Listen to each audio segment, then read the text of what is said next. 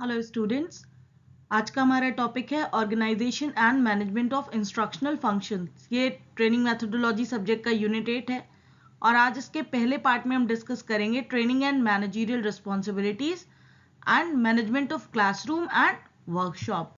इस टॉपिक में हम डिस्कस करेंगे कि ट्रेनिंग एंड मैनेजरियल रिस्पॉन्सिबिलिटीज क्या होती है, क्लासरूम का मैनेजमेंट एंड ऑर्गेनाइजेशन कैसे करते हैं, मैनेजमेंट ऑफ वर्कशॉप से हमारा क्या मतलब है, और एक वेल ऑर्गेनाइज वर्कशॉप का जो विशेषताएं हैं वो क्या है, and conclusion. Training and managerial responsibilities, जब हम इनकी बात करते हैं तो मैनेजमेंट एक तरीके से आर्ट है और ये विज्ञान भी है। कैसे? जब हम मैनेजमेंट की बात करते हैं, it is about to be manage everything with all creativity and with the possible facts जो हमारे पास है उसमें ही चीजें मैनेज करना। अब अगर हम बात करते हैं कि क्लासरूम मैनेजमेंट में या वर्कशॉप मैनेजमेंट में या ट्रेनिंग में इसका क्या इंपॉर्टेंस है, तो अगर हम ट्रेनिंग की भी बात करें तो we have some certain targets, हमारे कुछ गोल्स होते हैं, कुछ लक्ष्य होते हैं जिन्हें हमें प्राप्त करना होता है, और वो लक्ष्य हम सही प्रकार से प्राप्त कर सके, हमारी जो टीचिंग लर्निंग एक्टिविटी है उसका गोल हम अचीव कर सकें, उसके लिए ज़रूरी है कि मैनेजमेंट प्रॉपर हो, और इसीलिए ये काफ़ी इम्पॉर्टेंट भी होता है। और देखिए इसमें बहुत सारी एक्टिविटीज़ भी होती हैं और सबसे बड़ी बात कोऑर्डिनेशन काफ़ी ज़रूरी होता है। कौन सी एक्टिविटीज़? जैसे अगर आपके वर्कशॉप या क्लासरूम की बात करें तो देयर इज सर्टेन गोल्स, इसके लिए कुछ एक्शंस होते हैं, कुछ एटीट्यूड चेंज करने होते हैं, team work, other than team work there is conflicts too, और इसका जो रिजल्ट है प्लस उस रिजल्ट के बेस पे आपका evaluation, and the main thing is behaviour, that behaviour change should be there. अगर हम कर्कपेट्रिक मॉडल की बात करें, when the training results in behaviour, तो तब हम इसे सही मान सकते हैं। इसलिए मैनेजरियल रिस्पॉन्सिबिलिटीज की बात करें तो ये सिर्फ क्लासरूम अरेंज करने तक सीमित नहीं है, ये बिहेवियर मॉडिफिकेशन तक फैली हुई है। तो क्लासरूम मैनेजमेंट की बात अब इसके आगे हम करते हैं। अगर हम क्लासरूम मैनेजमेंट की बात करते हैं, there are too many activities, आप इस फिगर में देख भी सकते हैं। अब देखिए क्लासरूम मैनेजमेंट क्या है, अगर टीचर्स के पॉइंट ऑफ व्यू से बात करें तो जो क्लासरूम, जो लेसन आपने डिसाइड किया है, जो टारगेट आपने तय किया है, जो लक्ष्य आपने सोचा है, वो लक्ष्य बिना किसी बाधा के, without disruptive behaviour from students कभी कभी डिस्टर्ब करते हैं क्लास को, और जो ऑब्जेक्टिव होते हैं वो कॉम्प्रोमाइज हो जाते हैं। तो ऐसा ना हो, इसलिए ये प्रोसेस जो है वो स्मूथली रन करे, टारगेट्स इजीली अचीव हो, इसके लिए क्लासरूम मैनेजमेंट जरूरी है।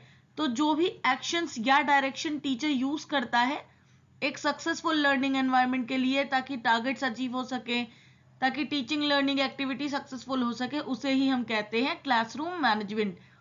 इसके तीन बेसिक फंक्शन है, पहला है प्लानिंग, दूसरा है कंट्रोल, और तीसरा है कम्युनिकेशन।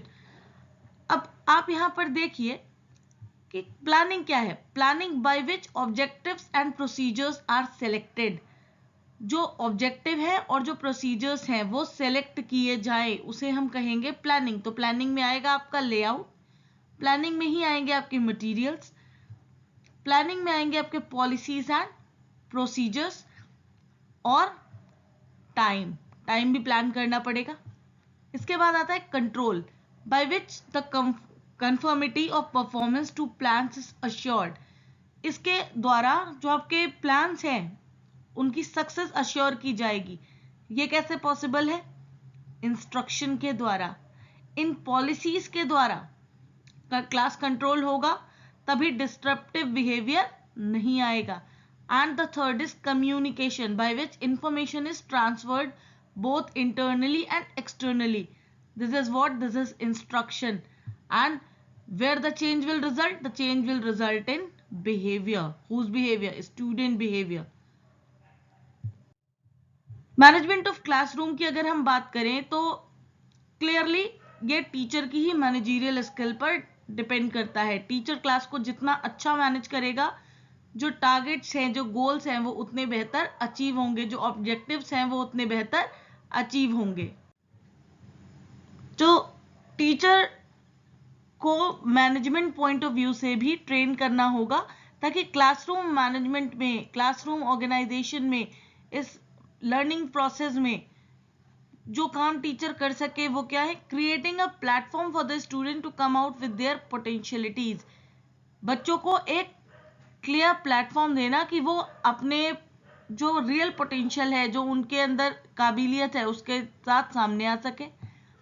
अपने स्टूडेंट्स को जानना, नोइंग द स्टूडेंट्स, उन्हें मोटिवेट करना, और अपने हर स्टूडेंट के अकम्पलिशमेंट को, उनके अचीवमेंट को अप्रेज करना, उसके लिए तारीफ करना, उसको और आगे बढ़ाना, और एक स्टिमुलस एनवायरनमेंट क्रिएट करना, ताकि जो लर्निंग है वो सब सीखें और सब साथ में सीखें और आगे बढ़ें। रूल्स की बात करें, देखिए जो क्लासरूम मैनेजमेंट है, क्लासरूम ऑर्गेनाइजेशन है, depends on rules and routines. अब ये रूल्स एंड रूटीन्स क्या है? देखिए, रूल्स के हमेशा कुछ ना कुछ कॉन्सिक्वेंस होते हैं, कुछ ना कुछ परिणाम होते हैं, लेकिन routines in comparison to rules mild होते हैं। इनको हम रिमाइंडर भी कह सकते हैं। जैसे अगर हम एक एग्जांपल देती हूँ, मैंने क्लास का समय तय किया है 9 बजे। 9 बजे मतलब 9 AM शार्प। तो 9 AM sharp all student should be inside the classroom. सबको क्लास के अंदर होना चाहिए। अगर कोई बच्चा 9:02 पे आता है, 2 मिनट, नॉर्मली टीचर्स इसको बहुत लाइटली लेते हैं, they use to avoid it. 9:02 पे अगर कोई बच्चा आता है, if you are saying about rule, तो rule is strict and it is for everyone. आप उस बच्चे को एंट्री नहीं दे सकते। लेकिन अगर हम बात करते हैं रूटीन की, तो रूटीन थोड़े माइल्ड होते हैं। जैसे ठीक है, अगली बार लेट मत करना, ऐसा कर सकते हैं ना। उसके लिए कोई पनिशमेंट नहीं है, रूटीन से कोई पनिशमेंट नहीं है। जैसे क्लासरूम में अगर बात करें, बच्चे अपनी सीट से उठ रहे हैं, तो there should be a routine, एक प्रोसीजर हो कि अगर आप उठे हैं तो you should have a clear reason. आप बिना किसी काम के क्लास में घूम टहल नहीं रहे। तो अगर आप उठे हैं तो there should be a proper reason. तो आप उनसे कह सकते हैं, if you are roaming in the class, you are suppose to be on mission and you have to tell your mission कि आप अपनी सीट से उठ के क्यों जा रहे हैं। तो दिस इज रूटीन। इसके रिमाइंडर्स है, इसके पनिशमेंट नहीं है, कॉन्सिक्वेंस नहीं है। Plus rule is for everyone. जैसे टाइम पे आना, अगर स्टूडेंट के लिए रूल है तो this is same for teacher. बच्चे के लिए 9 बजे है तो teacher should be present at 9 sharp. तो रूल जो है that should not be break by teacher और स्टूडेंट, किसी के द्वारा भी ये तोड़ा नहीं जाना चाहिए। नियम है ना, नियम कठोर होता है, उसके पनिशमेंट होते हैं, लेकिन रूटीन्स के रिमाइंडर्स होते हैं। रिमाइंडर इतने कॉम्प्लेक्स नहीं होते। अब एक चीज दोनों ही तरीके से क्लियर है कि चाहे आप रूल्स बनाएं, चाहे आप रूटीन्स बनाएं, वो बच्चों को, इवन सिंगल स्टूडेंट ऑफ इस क्लासरूम, ये क्लियर होना चाहिए। ऐसा ना हो कि उसे पता ही ना हो, ऐसा ना हो कि एक के लिए नियम कुछ और है और दूसरे के लिए नियम बदल जाए। ये चीज नहीं होनी चाहिए। और ट्रांसपेरेंसी होनी चाहिए, क्योंकि पारदर्शिता से आपका क्लास कंट्रोल जो है वो और बेहतर हो जाता है। और जो सबसे इम्पोर्टेंट है, जो सबसे इम्पोर्टेंट बात है, वो यही है कि जो अल्टीमेट गोल है टीचिंग लर्निंग प्रोसेस का, ये अल्टीमेट गोल किसी भी तरीके का रूल लगाना या रूटीन लगाने का नहीं है। ये कैसा है? इफेक्टिव टीचिंग का है, कि आपका जो टीचिंग लर्निंग प्रोसेस है वो हमेशा इफेक्टिव होना चाहिए। तो इफेक्टिव प्लानिंग एंड ऑर्गेनाइजेशन के लिए, क्लासरूम के लिए क्या जरूरी है? Emphasis on qualitative improvement. आपके क्लास में जो गुणवत्ता है वो इंप्रूव हो। आपके जो प्रैक्टिकल एस्पेक्ट हैं एजुकेशनल प्लानिंग के, जैसे आपका करिकुलम प्लान करना है, जैसे आपका को करिकुलर एक्टिविटीज प्लान करना है, पर्सनालिटी डेवलपमेंट है, इवैल्यूएशन है, कम्युनिकेशन स्किल्स है, इन पर काम करना है, इन पर फोकस करना है, तभी आप क्वालिटेटिव इंप्रूवमेंट दे पाएंगे। Organisation of activities related to quality improvement are focused on cluster and the blocks. ये जो आपकी एक्टिविटीज हैं, जो आपका ऑर्गेनाइजेशन है, जो आपका प्लानिंग है, ये आपको ब्लॉक्स और क्लस्टर में प्लान करनी है, उस तरीके से उनको इम्प्लीमेंट करना है। अब ये जो आपके प्लानर है, ये ज़रूरी नहीं है कि सिर्फ टीचर प्लान करे और टीचर तक ही सीमित रहे, नो, ये आपके टीचर और student, planner and the participant, teacher and the student, उनको पता होनी चाहिए और हर कंपोनेंट्स को वो समझने चाहिए, तभी वो उसको प्रॉपरली इम्प्लीमेंट कर पाएंगे और एक क्वालिटेटिव इंप्रूवमेंट सामने आ पाएगा। And the last is monitoring and supervision of educational activities, this is required. आप आगे भी हाउस कीपिंग और 5S जब पढ़ेंगे then it will be more clear to you कि ये मॉनिटरिंग एंड सुपरविजन ये बहुत ज़रूरी है। अगर हम यहाँ पर एडी मॉडल को याद करें, why we were doing supervision, to check whether the other activities are okay और नॉट। अगर हम एडी मॉडल की बात करें, then analysis, design, development, implementation, there were 4 other steps before evaluation। तो evaluation क्या बताता था कि वो चारों स्टेप्स सही है या नहीं। अगर आप मॉनिटर करेंगे, सुपरवाइज करेंगे अपने एक्टिविटीज को, तो आपको उनके फ्लॉज मिल जाएंगे, कहाँ कमी है, कहाँ सुधारना है, ये पता चल जाएगा और ultimately you will be able to improve your quality, improve the quality of what, the teaching learning activity. Ultimate goal effective teaching learning process ही है। इसी के साथ हम बात करते हैं मैनेजमेंट ऑफ वर्कशॉप की। अभी हम क्लासरूम की बात कर रहे थे, अब हम बात करेंगे वर्कशॉप की। जब हम वर्कशॉप की बात करते हैं तो ट्रेनिंग वर्कशॉप अपने आप बताता है कि जहां पर आपको प्रैक्टिकल ट्रेनिंग इम्पार्ट की जाएगी, जहां आपको स्किल बेस्ड ट्रेनिंग इम्पार्ट की जाएगी। तो यहाँ पर मशीनरी और इक्विपमेंट आ जाएंगे, और जो मशीनरी एंड इक्विपमेंट आपको मिले हैं वो किसकी जिम्मेदारी है, वो कंसर्न इंस्ट्रक्टर की। जैसे अगर हम ड्रेस मेकिंग की बात करें तो ड्रेस मेकिंग के इंस्ट्रक्टर की जिम्मेदारी है, अगर हम कॉस्मेटोलॉजी की बात करें तो उनके इंस्ट्रक्टर की जिम्मेदारी है। If we talk about COPA और कंप्यूटर सॉफ्टवेयर एप्लीकेशन, तो जो मशीनरी मिली है वो किसकी जिम्मेदारी होगी, उनके ट्रेड इंचार्ज की, है ना। तो अब ये ट्रेनर की जिम्मेदारी है कि वो उन मशीनरी को प्रॉपरली रखे। तो यहाँ पर कौन सा प्रिंसिपल आएगा, यहाँ पे आएगा good housekeeping, that will discuss in part 2। अब ये जो मेंटेनेंस है ये सिर्फ मशीनरी इक्विपमेंट तक सीमित नहीं है, फ्लोर को मेंटेन रखना भी जरूरी है। अगर वहां पर पानी होगा, ऑयल फैला होगा, गंदगी होगी, तो एक्सीडेंट के चांसेस बढ़ जाएंगे। एंड मोर ओवर एक्सीडेंट नहीं भी हो रहा तो भी गंदगी से जो क्लास एनवायरनमेंट है, जो वर्कशॉप एनवायरनमेंट है, वो तो खराब हो जाएगा ना। तो जो जब हेल्दी एनवायरनमेंट नहीं होता तो टीचिंग लर्निंग प्रोसेस पर भी इस बात का असर पड़ता है। Plus not only equipment and floor, जो स्टोरेज है, जो मटेरियल है, अगर सामान आया है लैब में और वो बिखरा पड़ा रहेगा तो वो धीरे धीरे खराब हो जाएगा, इसलिए प्रॉपर स्टोरेज भी ज़रूरी है।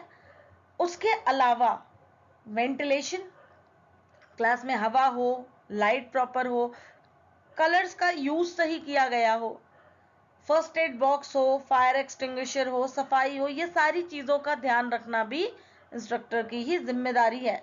लेकिन अभी हम थोड़ी देर पहले पढ़ चुके हैं, planner and the participant, it's not only the responsibility of instructor, students भी इसका हिस्सा है ना। क्लास तो एक टीम है, टीचर क्या है, टीम लीडर है, और स्टूडेंट्स टीम है, तो टीम लीडर बिना टीम के कैसे कुछ कर सकता है। तो इन सारी चीज़ों में the team will work, student, the participant will also help the instructor. जो गुड हाउसकीपिंग है ये बहुत ज़रूरी है। अब यहाँ पे ध्यान से देखिए, while designing a workshop, designing के टाइम पे ज़रूरी है, और इसी जगह पर आ जाएगा आपका गुड हाउसकीपिंग के साथ 5S कॉन्सेप्ट। खैर वो हम पार्ट 2 में डिस्कस करेंगे। So good housekeeping is very important when we are thinking about designing a workshop. जो मैनेज्ड वर्कशॉप है, हम कह सकते हैं जस्ट टीचर की वर्कशॉप जितनी ज़्यादा मैनेज रहती है उसका टीचिंग में इंटरेस्ट उतना ही ज़्यादा होता है। तो कुछ फैक्टर्स हैं जो वर्कशॉप मैनेज करने पे के लिए ज़रूरी हैं और हम इनको डीप में डिस्कस करेंगे। तो what is that? Tool board and black board ये सबसे ज़्यादा ज़रूरी होते हैं।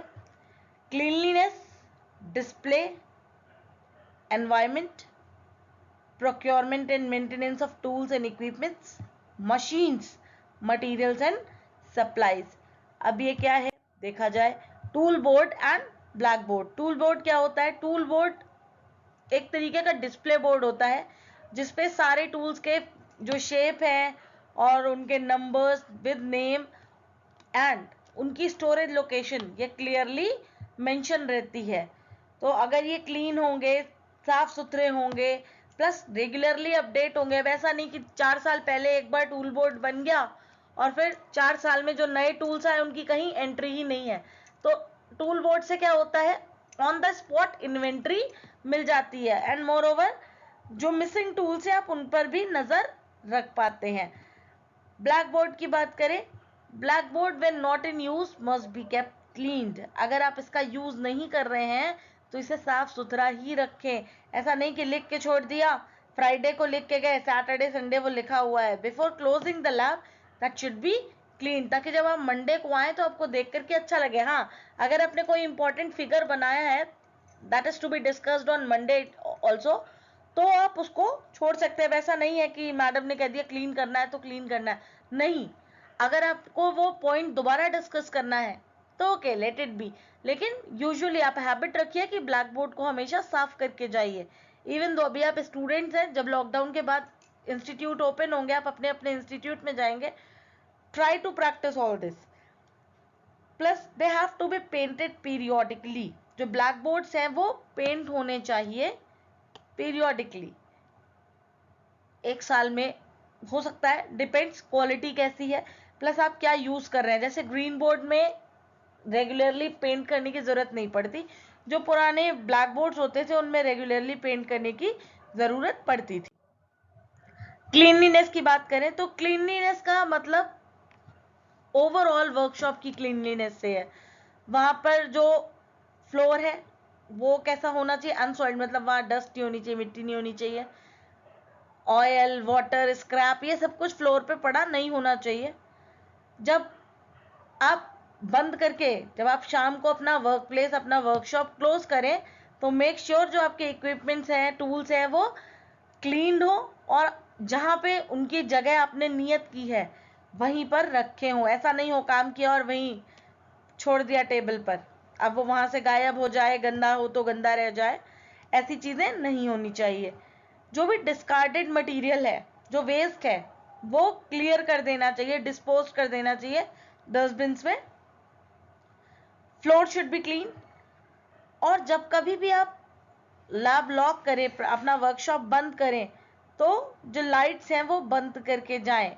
लाइट जलती छोड़ करके या एसी ऑन, फैन ऑन ऐसे नहीं जाना है, इसको हमेशा बंद करके जाना है, स्विच ऑफ करके जाना है। तो क्लीन अप प्लान जब आप प्रिपेयर करेंगे तो ये रूटीन वर्क की तरह होना चाहिए। क्लीन अप प्लान आप बनाएं, प्रिपेयर करें और उसमें रोटेशन हो। ऐसा नहीं कि सिर्फ एक स्टूडेंट हर दिन कर रहा है, सब क्लास के हिस्से हैं ना, सभी तो टीम में तो सब है ना, तो सबको ये काम करना है। सो रोटेशन शुड बी देयर। और एक पीरियोडिक चेकलिस्ट बनाइए। ऐसा नहीं कि कोई बच्चा कभी नहीं कर रहा है, बहाने बना रहा है। So you have to check कर क्यों नहीं कर रहा है, ये चीज आपको देखनी पड़ेगी। तो क्लीन अप प्लान का हिस्सा ये भी है, यह आप पीरियोडिक चेकलिस्ट, क्या काम हो रहे हैं, कौन कर रहा है, कौन नहीं कर रहा है। और अभी जो न्यू फॉर्मेटिव असेसमेंट है उसमें हर चीज के लिए मार्क्स भी हैं, अगर आप देखेंगे तो। Display and disposal of scrap and environment. तो डिस्प्ले में हम बात कर लें, डिस्प्ले में क्या आएगा? आपके posters, charts, diagram, pictures, model, everything what that promote interest in learning. तो आपका जो रुचि है वो पढ़ाई में बनी रहे, आपकी क्लास अट्रैक्टिव रहे, जहां पर आने का मन करे, ऐसा डिस्प्ले आपको बनाना है। पोस्टर्स होने चाहिए related to your training, related to your trade, आपके कोर्स कंटेंट। देखिए इससे और भी फायदे होते हैं, जब आते जाते उन्हीं डायग्राम्स पे, उन्हीं फिगर्स पे बार बार नजर पड़ती है तो क्या होता है, वो कहीं ना कहीं हमें ध्यान में हमेशा रहते हैं। और सेफ्टी प्रोसीजर जरूर से डिस्प्ले होने चाहिए। इसके बाद हम बात कर लेते हैं स्क्रैप की, disposal of scrap. Disposal of scrap में जब भी आपके लिए हो सकता है वो स्क्रैप हो, वो वेस्ट हो, लेकिन वही वेस्ट किसी और के लिए यूजफुल भी हो सकता है, किसी और सेक्शन में वो यूजफुल भी हो सकता है।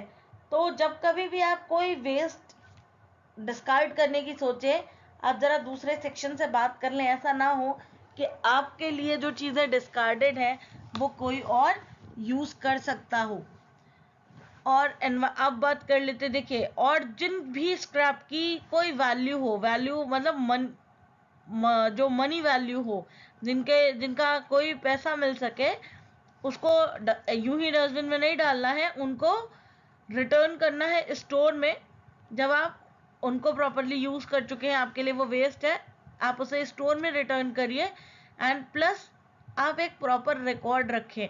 हम नेक्स्ट पार्ट में, इस वीडियो के नेक्स्ट पार्ट में हम मेंटेनेंस ऑफ रिकॉर्ड्स भी डिस्कस करेंगे। तो मेंटेनेंस ऑफ रिकॉर्ड में आपको समझ में आएगा व्हाई रिकॉर्ड इज नेसेसरी। तो आप जब भी कोई चीज स्टोर से लेंगे या स्टोर को वापस देंगे, you should have a proper record कि आपने ली थी या वापस दी थी।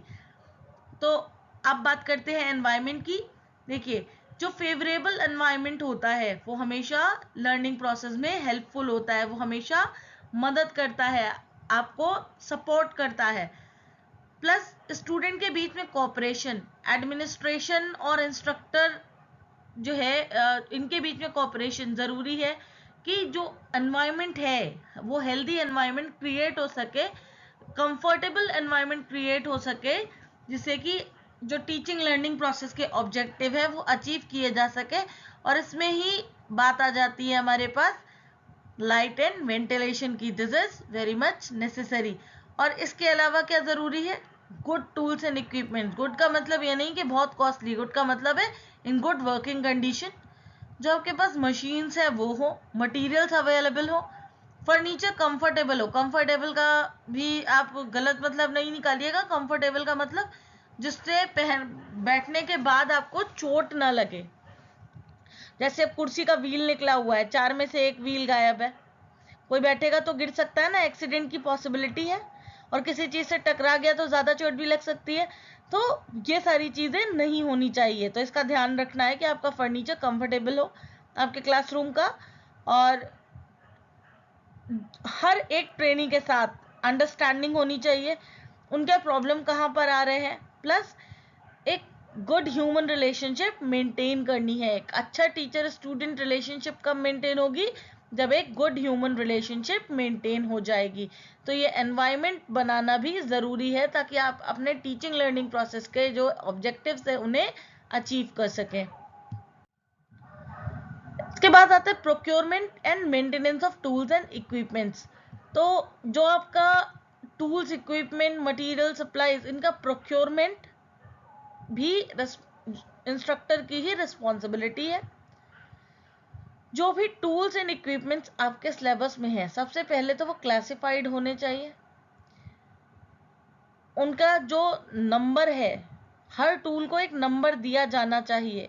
अब आपकी जाइएगा तो अपनी लैब्स में चेक करिएगा, जो चेयर्स होंगी, टेबल्स होगी, सब पे नंबर पड़े होंगे सेक्शन के नाम के साथ। लाइक मान लेते हैं एक एग्जाम्पल के लिए, ड्रेस मेकिंग, क्या लिखा होगा? DM, है ना। और अगर उसमें 2-3 यूनिट चलती होंगी, मान लेते हैं यूनिट A, लिखा होगा DMA स्लैश। टेबल है, मान लिया, लिख दिया टेबल स्लैश। 10 टेबल है, 01, अगली टेबल पे 02, 03। मान लेते हैं मेरे क्लास में 50 चेयर्स हैं, राइटिंग पैड चेयर्स, तो हर चेयर के पीछे क्या लिखा होगा? अगर मैं अपनी क्लास की बात करूं तो लिखा होगा, सेक्शन क्या है? POT oblique, writing pad chair है, WCH शॉर्ट में लिख दिया, ऑब्लिक 01। अगली चेयर पे the same code will repeat with change number 02, 03। ऐसे ही सेक्शनल नंबर देने हैं।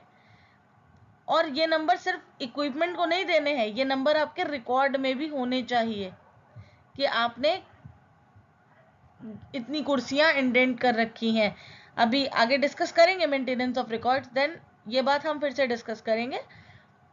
अब जो भी सामान आप खरीदेंगे, आप अपने आप नहीं खरीद सकते हैं, तो आप कैसे खरीदेंगे? आप डिमांड देंगे। किसे डिमांड देंगे? स्टोर को डिमांड देंगे। किसके थ्रू? स्टोर रिक्विजिशन बुक के थ्रू। इस बुक के थ्रू डिमांड कहाँ जाएगी? स्टोर के पास जाएगी।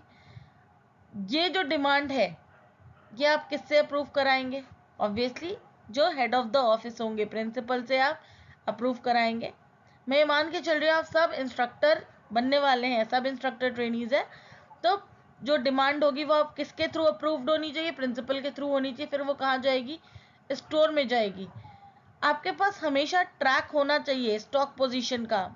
आपको जो भी मटेरियल चाहिए है, आपको पता होना चाहिए स्टोर में कितना स्टॉक आपके पास बचा है, आपके पास कितना स्टॉक बचा हुआ है, स्टोर में है या नहीं है।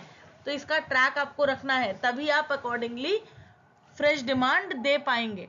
अगर स्टोर में ऑलरेडी मान लीजिए 50 चेयर्स अवेलेबल है, मान लेते हैं कॉपी ही चाहिए, 50 कॉपी ऑलरेडी स्टोर में है, तो आप देंगे fresh demand? You don't need to give demand, आप डायरेक्ट वहां से इंडेंट कर सकते हैं, आप वो कॉपियां वहां से ले आ सकते हैं। लेकिन अगर स्टोर में केवल 25 कॉपीज है, व्हाट विल यू डू? आपको एक फ्रेश डिमांड देनी पड़ेगी।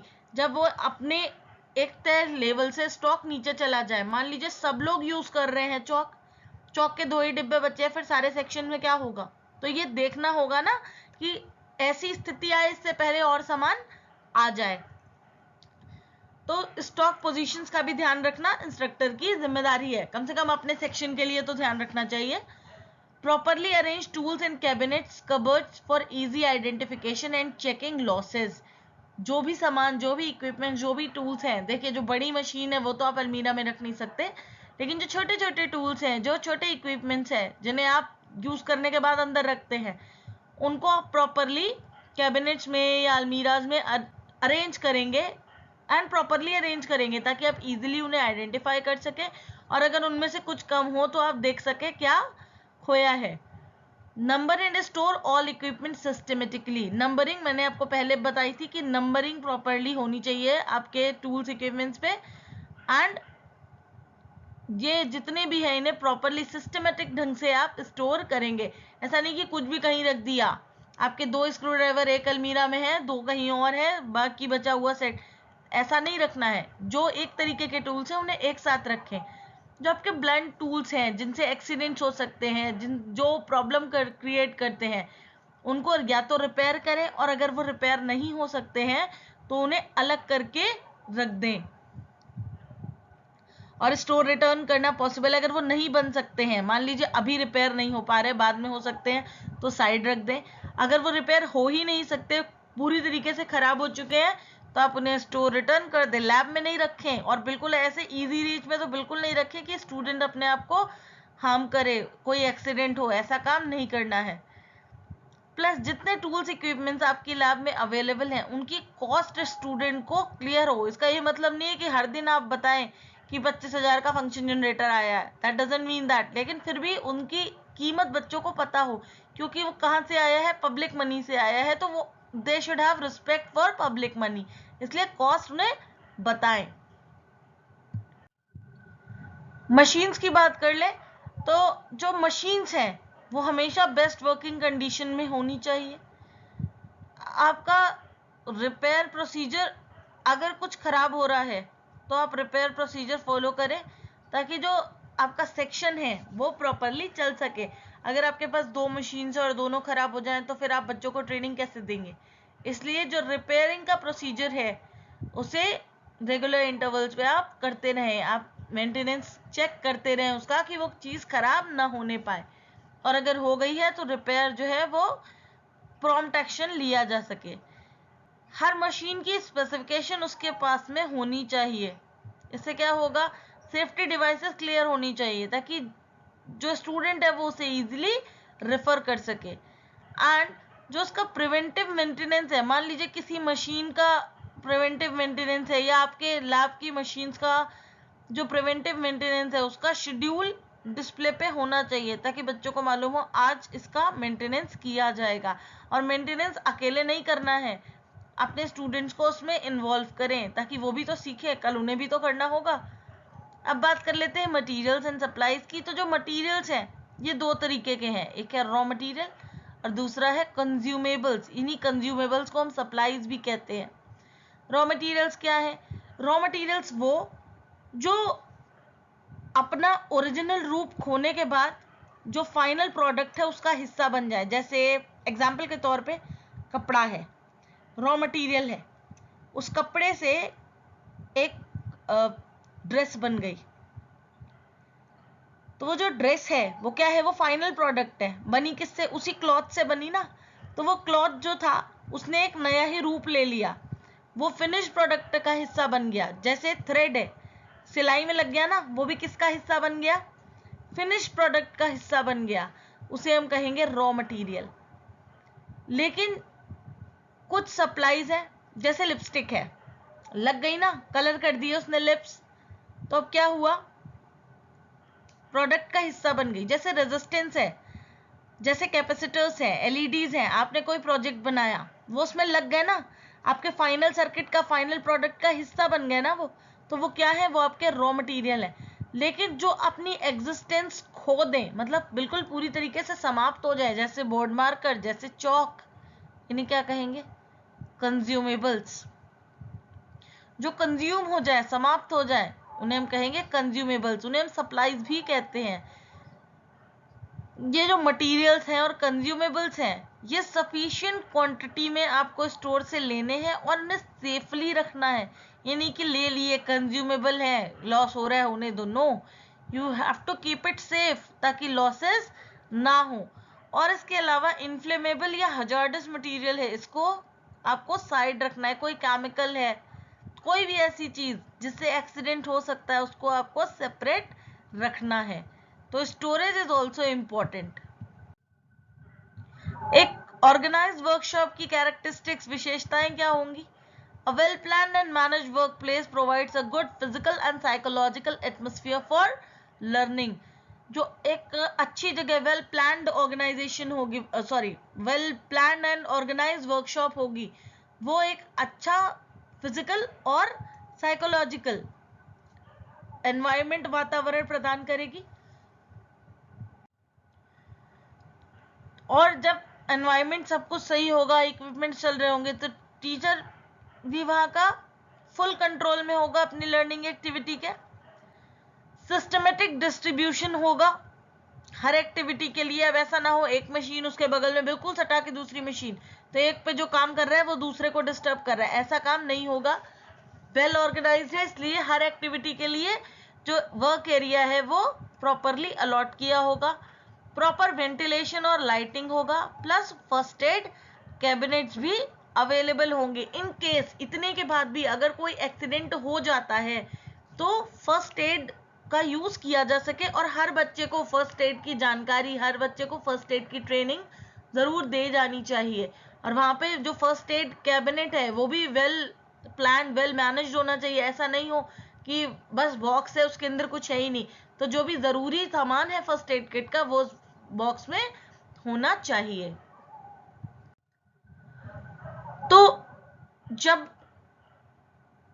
हम ये सोचते हैं कि हम एक डिसिप्लिन क्लासरूम की बात करेंगे, when we commit to designing and developing and encouraging self motivating and disciplined environment, जब हम अपने क्लासरूम में एक अच्छे एनवायरनमेंट की बात करेंगे, तो ये जो एक्सपीरियंस होगा टीचिंग लर्निंग प्रोसेस का, ये कैसा होगा? ये सेटिस्फाइंग होगा। और मोर ओवर, जब हम अच्छे मन से, जब हम सीखना चाहते हैं तो हम बहुत अच्छा सीख पाते हैं, बहुत अच्छा सीखते हैं। तो जब कभी भी हम एक अच्छे एनवायरनमेंट को क्रिएट करने की बात करते हैं, what we need to do, we have to manage it properly, ताकि एक अच्छा एक्सपीरियंस, एक लास्टिंग सेटिस्फाइंग एक्सपीरियंस आपको और आपके स्टूडेंट्स को मिल सके। So what we have learn today, we have learned about the training and managerial responsibility which includes classroom management and workshop management। और हमने वर्कशॉप मैनेजमेंट में टूल बोर्ड की, ब्लैक बोर्ड की, क्लीनलीनेस की, डिस्पोजल ऑफ स्क्रैप की, environment की, procurement of machinery की, materials and supplies की बात करी। और अगले पार्ट में, अगले वीडियो में ये सब कुछ कैसे करना है इस बारे में हम बात करेंगे। हम अगले पार्ट में बात करेंगे गुड हाउसकीपिंग की, और इसके अलावा 5S कॉन्सेप्ट की भी हम बात करेंगे। क्या फैक्टर्स जरूरी हैं गुड हाउसकीपिंग के लिए, हम उसकी भी बात करेंगे।